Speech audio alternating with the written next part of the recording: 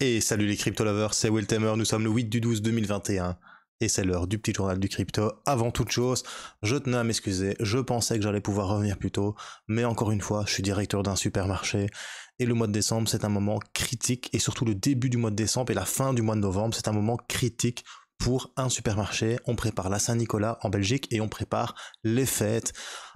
Enfin, c'est préparé, enfin, c'est bon. Conclusion, aujourd'hui, je peux reprendre mes petits journaux du crypto.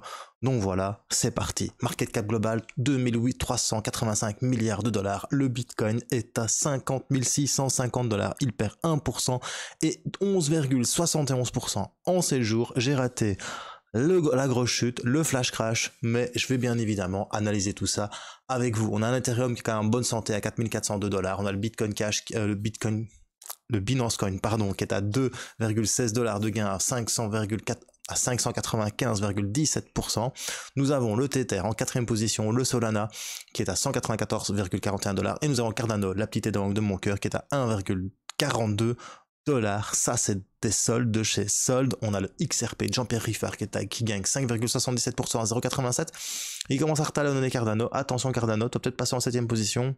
Doucement. Alors USD Coin en 8ème position, le petit Polkadot de Magic War qui nous perd 2,77% à 29,57$.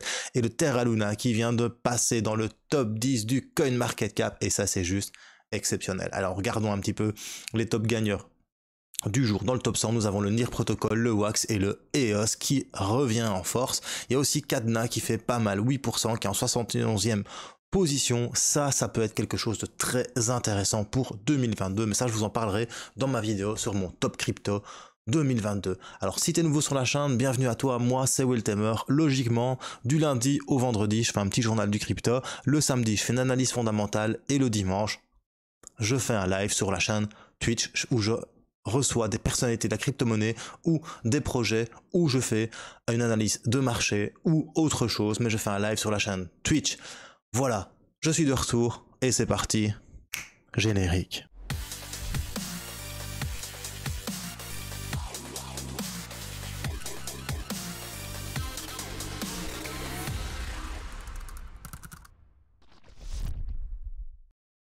Alors avant toute chose, Will Tamer et Culture Crypto te gâte, regarde ça, avec Phil Mining, nous avons décidé de vous offrir un pack Choose Life, Choose Freedom, Choose Bitcoin avec une casquette, un t-shirt, un mug.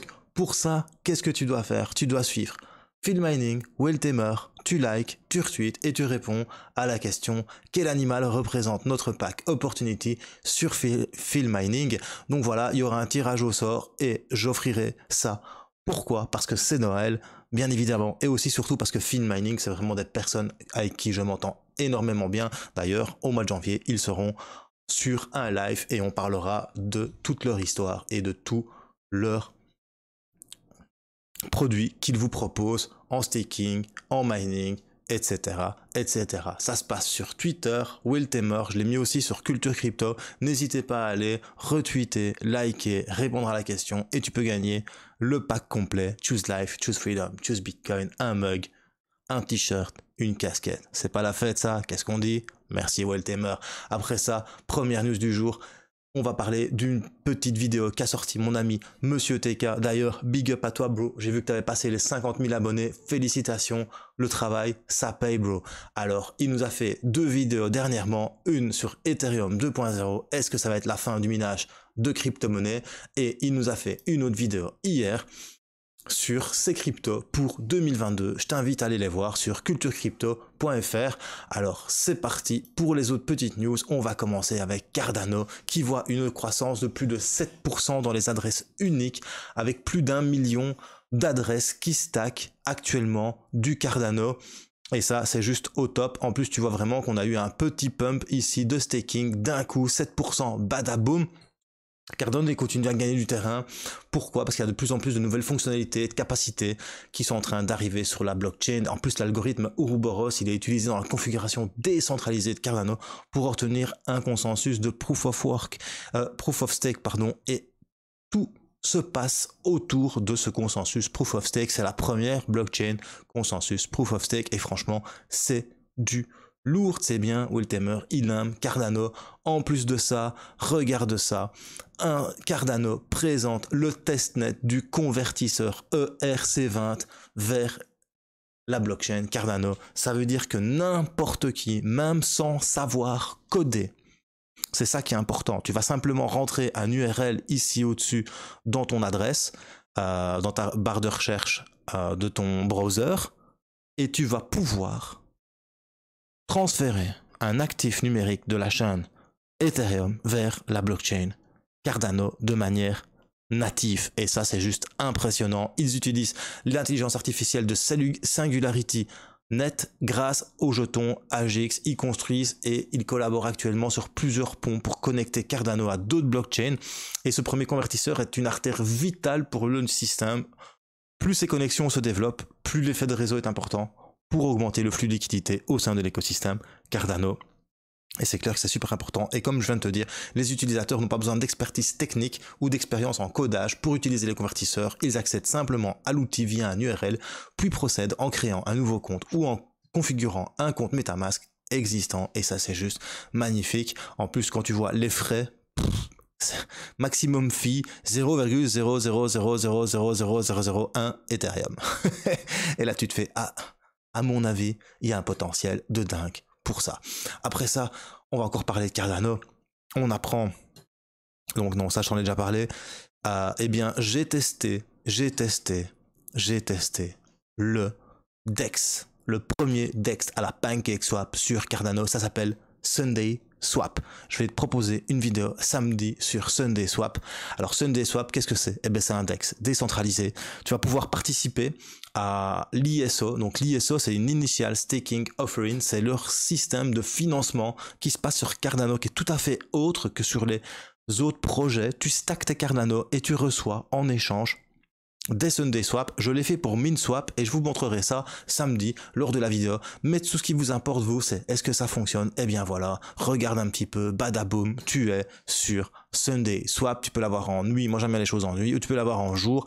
Tu as le Home, tu as le portfolio. Dans le portfolio, tu vois ici, j'ai pas tout ça, hein, c'est parce qu'en fait on est en bêta test, on est sur le testnet Cardano. Alors pour pouvoir utiliser SundaySwap testnet, tu vois bien marqué testnet SundaySwap, c'est pas compliqué, tu télécharges Nami, tu vois ici, voilà, tu vas dans le petit personnage, tu vas dans Setting, Network et tu te mets en testnet. Du coup, comme tu es en testnet, à ce moment-là, tu as un airdrop qui se fait automatique de Berry, de Airberry, de Vanille, de Choco, de Ada. Et grâce à ça, tu peux faire des swaps, tout simplement. Tu cliques sur swap, tu hodl et ça swap, tout simplement. Voilà, je le fais pas en live parce que bon, voilà. Hein. Mais franchement, ça fait plaisir. Ici, pour l'instant, ils ont détecté plein de petites erreurs. C'est ça aussi à ça que ça sert le testnet, c'est pour voir les erreurs de la plateforme. Mais en tout cas, c'est vraiment top. Tu peux faire de la liquidité, tu peux créer une pool, tu peux vraiment faire tout ce que tu sais faire sur sur PancakeSwap. Et surtout, c'est le premier sur Cardano. Donc, à mon avis, ça va être du lourd, de chez lourd. Voilà. Allez, après ça, on va passer à une grosse news. Quelle est cette grosse news? Eh bien, l'industrie de la crypto-monnaie a dû se défendre aujourd'hui face au Congrès américain. Alors, il y a 6 sociétés actives dans le monde des crypto-monnaies qui sont passées sur le grill devant les sénateurs du Congrès américain. Les 3 plateformes de négociation de crypto-monnaies, Paxos, Coinbase et FTX, ont été entendues aux côtés des 2 sociétés de solutions blockchain, Circle, Bitfury et Stellar. Alors, pourquoi est-ce qu'elles ont été entendues? Parce que les régulateurs américains proposent une loi de réglementation trop restrictive pour l'industrie des crypto-monnaies. Et ces personnes, ces CEO, pensent que ça pourrait pousser les activités des plateformes vers d'autres rivages, poursuivre des activités autre part que en Amérique et surtout aux États-Unis, parce que si la loi est trop restrictive pour ces plateformes, elles se simplement délocaliseront. Pourquoi? Eh bien parce que sinon elles subiront une concurrence déloyale. Maintenant, ce qui intéresse beaucoup les sénateurs, ce sont les échanges des crypto-monnaies et les offres de stablecoin qui les préoccupent énormément. Ils ont aussi noté que Facebook était parmi des clients de Paxos et les inquiétudes des régulateurs ont surtout posé, comme je viens de te dire, sur les stablecoins, des crypto-monnaies qui sont liées à une devise comme le dollar. Et franchement, ça, le Congrès américain n'aime pas. D'ailleurs, ils veulent adopter une loi spécifiant que ces stablecoins ne devraient être émises que par des entreprises dont le dépôt sont assurés, comme les banques, bien évidemment. Ils sont à la solde des banques, hein, c'est les banques qui, pour moi, font un lobby très fort contre les crypto-monnaies parce que les banques sont en train de comprendre qu'elles sont en train de perdre la main sur ton argent et sur l'argent des personnes. Conclusion, il y a un bras de fer entre les banques, en tout cas le lobby des banques qui utilisent les sénateurs américains contre les crypto-monnaies. C'est très important, je pense, qui va se dérouler aux États-Unis, car ce qui va arriver aux États-Unis peut arriver en Europe. On sait bien qu'en Europe, ils ne sont pas pro-crypto non plus. Donc moi je dis affaire à suivre, c'est très important de voir la régulation qui va être mise en place aux États-Unis pour voir ce qu'il va peut-être être mis en place en Europe dans le futur. En tout cas, chez nous, ce qui est bien, c'est que pour le moment, il y a beaucoup de pays qui n'ont même pas encore légiféré dessus. Mais bon, voilà, l'Eldorado crypto est peut-être bientôt fini. Et qu'est-ce qu'on dit? Merci qui? Merci les banques. Et surtout, merci les États-Unis. Voilà, c'est tout pour les petites news. Maintenant, on va passer à l'analyse technique que vous attendez tous. Donc, ça va pas être compliqué aujourd'hui. Mais bien évidemment, moi, malheureusement, je n'étais pas là. Moi, j'étais là, ici, je sais pas si vous vous souvenez, je vous avais dit, mais voilà, moi, j'attends qu'on vienne rebondir sur la moyenne mobile sans période. Donc, on va mettre dans le cadre. Le cadre, c'est quoi? On est sur du Bitcoin en daily. Donc, une bougie représente une journée. En vert, tu as la moyenne mobile 50 périodes. En orange, tu as la moyenne mobile 100 périodes. En rouge, tu as la moyenne mobile 200 périodes. Pour moi, ce sont les moyennes mobiles les plus importantes lorsque tu travailles sur du daily. Alors, comme indicateur, j'ai pris le RSI. Alors, ici, tu vois que si tu te souviens, ma dernière vidéo, je t'avais expliqué, moi, je vais acheter sur la moyenne mobile 100 périodes. Et si ça remonte, c'est la fête. Donc, ça avait commencé à remonter. J'étais content. Malheureusement, il y a quelques jours, vous l'avez vu, ça a chuté et ça a fortement dumpé. On a perdu. Ça a fortement dumpé. Enfin, on a perdu 27%. Voilà. Mais on a déjà remonté. Hein, et maintenant, quand on regarde à combien on est, on n'est plus qu'à 10% de ce qu'on était. Donc, je vous avais expliqué aussi que si les moyennes mobiles 100 périodes lâchaient, il y avait de fortes chances qu'on vienne toucher la moyenne mobile 200 périodes et que la moyenne mobile 200 périodes, c'est le garde-fou d'un bull run, hein, d'une tendance haussière. Pour le moment, la moyenne mobile 200 périodes a joué son rôle. En plus, ce qui est bien à noter, on va prendre ce qu'on appelle le retracement de Fibonacci. On vient sur le dernier plus bas, qui était à 29 000 $. On vient jusqu'au plus haut et on remarque en fait la clôture de cette bougie a pile poil fermé sur les 50% de Fibonacci. Autre chose, on voit aussi que on est venu flirter avec les 61,8 et les 65% de Fibonacci, ce qu'on appelle le Golden Pocket, mais que tu avais la moyenne mobile 50 périodes qui était là. Mais ce qui est important, c'est les 50% de Fibonacci. Tu vois vraiment que ça a tenu bon. Et tu vois en plus ici, hein, pile poil, on était sur les 38,20. Le retracement de Fibonacci de 38,20%. Et tu vois que ça a tenu sur la moyenne mobile sans période. Alors, ça, c'est une première chose. Deuxième chose, on voit que le RSI, eh bien, quand on était ici, voilà. Donc, le RSI, quand on était ce jour-là,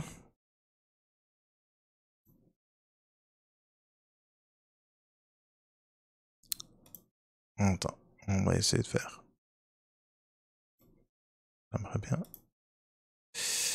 Replay, on va se mettre ici. Donc, tu vois bien que le RSI, nous étions ici, il y avait une résistance en fait qu'on n'a pas réussi à dépasser. Si tu prends le rayon ici, tu viens là et tu vois qu'en fait on n'a pas réussi à passer la résistance des 47,54. Du coup, quand ça a flanché sévère.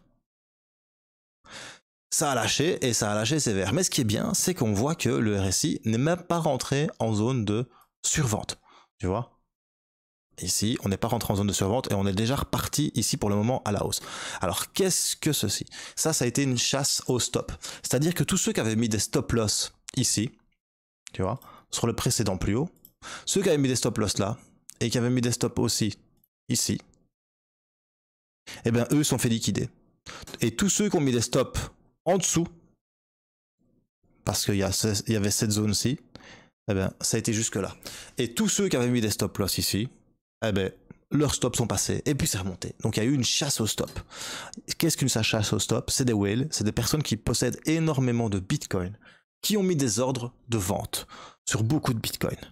Et du coup, au marché, et du coup, l'order book, si tu veux, ne suffisait pas pour maintenir le prix auquel il était. Du coup, on est venu chercher des acheteurs plus bas, plus bas, plus bas, plus bas, plus bas. Et plus on venait chercher des acheteurs plus bas, plus ceux qui avaient des stop loss avec des effets de levier sautaient, plus le prix chutait encore. Et c'est ça aussi que ça a été assez rapidement. C'est ça qui se passe quand tu vois ça. Maintenant, qu'est-ce qu'il faut analyser à ça? Il n'y a rien à analyser à ça. Analyser à ça, c'est ce que je viens de te dire. Pour le moment, ce qui est important, c'est que la moyenne mobile 200 périodes, elle a tenu bon. Par contre, il y a ce qu'on appelle le mindset. Le mindset, c'est le psychologique. Ça fait depuis 2016 je suis dans les cryptos. Alors tu vois, j'ai vu beaucoup de choses passer sur YouTube. Et ça m'a fait rire. Parce qu'en fait, au final, on a fait une chute de 25%. Mais une chute de 25%, bro. Le 16 mai, on a fait en 8 jours 48%.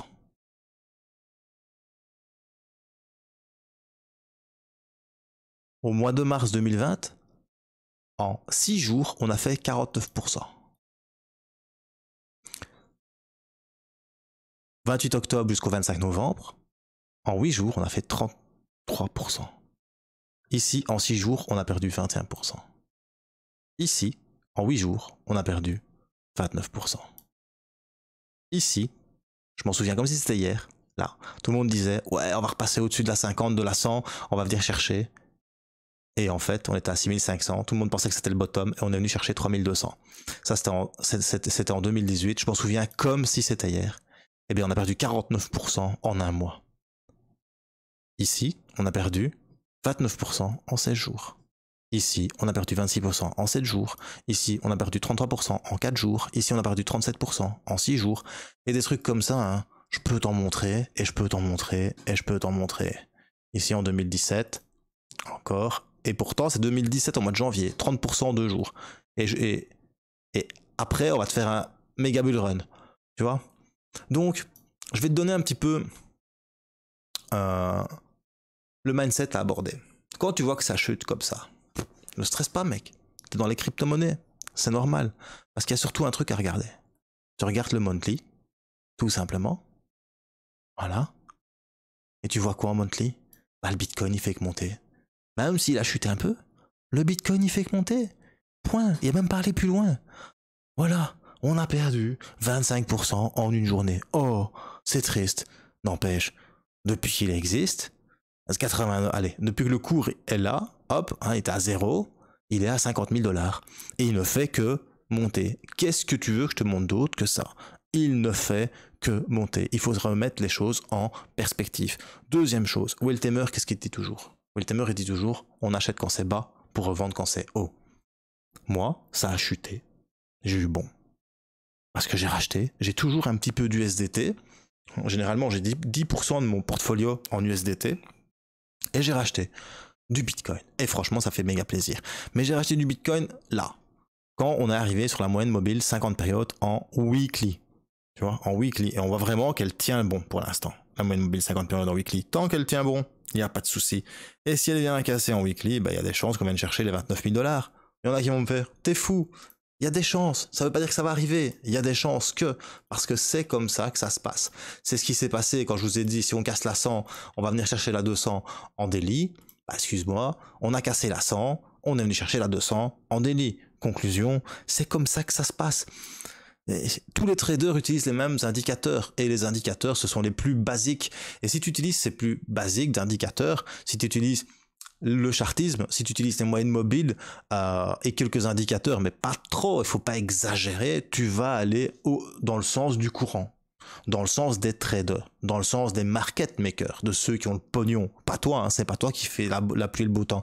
Sur le Bitcoin, c'est des gens comme toi, comme moi, qui sont rentrés dans le Bitcoin au début. Et ces gens-là, ils ont énormément de Bitcoin. Et maintenant, ils ont appris à trader, mais ils ont appris comment? Ils ont appris comme toi, comme moi, avec les indicateurs, en s'informant. C'est pas des mecs qui ont fait EcoSup ou qui ont fait ingénieur de gestion et qui ont appris à gérer des flux financiers énormes, parce que ceux qui tradent à la bourse, ce que nous on fait, pour eux, ça c'est du pari, hein, ça n'a rien à voir avec ce que font. Eux font de l'analyse fondamentale de projets, de sociétés, en fonction des bilans, en fonction des résultats attendus, des dividendes, en fonction de tellement de choses, que nous ce qu'on fait, en fait on parie sur la hausse ou on parie sur la baisse, tout simplement en fonction d'indicateurs techniques qu'on appelle l'analyse technique. Mais cette analyse technique, elle est juste biaisée. Pourquoi? Mais parce que c'est que nous, ces personnes qui utilisons l'analyse technique, en fait, si tu vas dans le sens de la majorité et surtout dans le sens de ceux qui ont beaucoup de liquidités, tu peux gagner. Par contre, si tu vas dans l'opposé de ces gens-là, tu vas perdre. Et pour aller dans leur sens, en fait, il faut justement utiliser l'analyse technique que eux utilisent. Et l'analyse technique que eux utilisent, elle n'est pas compliquée, hein. C'est pas 15 000 indicateurs, c'est le prix. Que fait le prix? Des hauts de plus en plus hauts, des bas de plus en plus bas, des hauts de plus en plus bas, des bas de plus en plus hauts. Ils regardent les moyennes mobiles, plus importantes, la 200, la 50 et la 100. Tu vois bien que la 50 ici, elle maintient le cours, que quand ça casse et qu'on passe en dessous, on descend, et que quand on repasse au-dessus, on monte. Voilà, c'est toutes des choses simples. Il n'y a rien à dire, c'est toutes des choses simples. Et alors le RSI, c'est un oscillateur, c'est un indicateur qui oscille entre le 30 et le 70, en fonction de la force d'achat. Mais quand ton cours va chuter, il va continuer d'osciller, hein. Faut pas croire, hein. Regarde, tu te mets en 2017, en 2016, tu vois, ici ça dump, ben pourtant ça a dumpé, ça a monté, ça a descendu, ça a remonté, tu vois ici c'est plat, mais ça redescend quand même, ça monte quand même, donc il oscille entre la borne 30 et la borne 70, c'est ça qui est important de comprendre. Mais le trading, ce qui est important, c'est de savoir ramer dans le sens de tous ceux qui rament, et surtout ceux qui ont des grandes rames bien larges. Parce que si tu rames dans le sens de ceux qui ont des rames bien larges, théoriquement, tu ne perds pas d'argent. Perso, là, quand ça a chuté, mon portfolio a perdu de l'argent. Mais par contre, quand j'ai acheté ici, et que ça a déjà remonté, eh ben mon portfolio, il a gagné de l'argent, tout simplement. Et j'ai déjà revendu pour récupérer l'USDT que j'avais investi. Et du coup, j'ai gagné le différentiel en Bitcoin. C'est ça qui est important. Il faut faire du risk management et du portfolio management, c'est surtout ça qui est important. Et ça, à mon avis, on va voir ça en 2022 parce que j'ai vraiment plein de vidéos que j'ai envie de vous faire en 2022 sur le trading, sur l'investissement, sur le fondamental, qui pour moi sont des choses super importantes à apprendre. Voilà, c'était Will Tamer pour mon retour. J'espère que ce petit journal du crypto vous a bien plu. Si t'as bien aimé, n'hésite pas à mettre un petit pouce bleu. Si t'as pas aimé, n'insiste pas, mets-le quand même. Mets-moi ton petit pouce rouge. Et surtout, bro, n'oublie pas, même s'il chute, même s'il dump, et surtout s'il dump, choose life, choose freedom, et choose Bitcoin. Peace.